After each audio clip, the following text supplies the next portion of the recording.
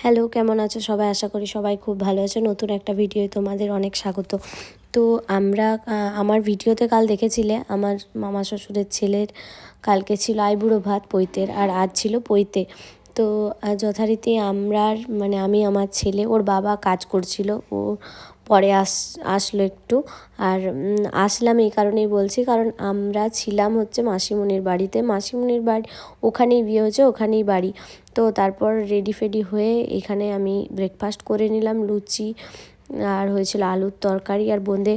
তো খেতে খেতেই শুনতে পেলাম গায়ে হলুদ হচ্ছে, তাই দেরি না করে ছুটে চলে গেলাম। আর গিয়ে দেখলাম হ্যাঁ, মামিমা এখানে গায়ে হলুদ দিতে শুরু করে দিয়েছে। তো দেখতে পাচ্ছ সবাই হলুদ রঙের শাড়ি টাড়ি পরে রেডি হয়ে গেছে, কিন্তু আমি যদিও একটু আলাদা ছিলাম। তাও আমাকে কেমন লাগছিল কমেন্টে অবশ্যই জানাবে। আর এইখানে চলছিল ফটোশ্যুট, আর ক্যামেরাম্যানদের তো ফটোশ্যুটের কোনো শেষ হয় না, কত যে ক্লিক চলছিল। তো যাই হোক, তারপর এই সমস্ত টিচুয়ালস করে এখানে এই যে দেওরদের সাথে খেতে বসে গেছি। ওইটা ছিল আমার মাসি শাশুড়ির ছেলে, আর ওইটা হচ্ছে আমার দেওর। তো যাই হোক, আর এই ছিল খাবার দাবারের প্যান্ডেল। তারপর এখানে শাক দিয়ে শুরু করলাম। পুরো ভিডিওটায় কি খাবার বানিয়েছি মানে বানানো হয়েছিল দেখাতে পারিনি, কারণ ভিডিওটা অনেকটাই বড় হয়ে যেত। তো যাই হোক, খুব ভালো মেনু বানিয়েছিল।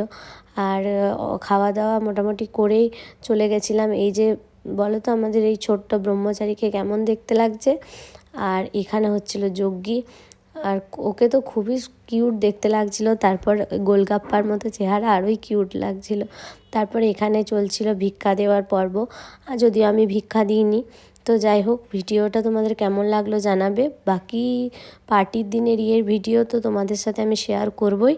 তো ততক্ষণে তোমরাও খুব ভালো থেকো। আর আমার গলাটা একটু আলাদা লাগছে কারণ আমার শরীরটা খারাপ। তো চলো, টাটা।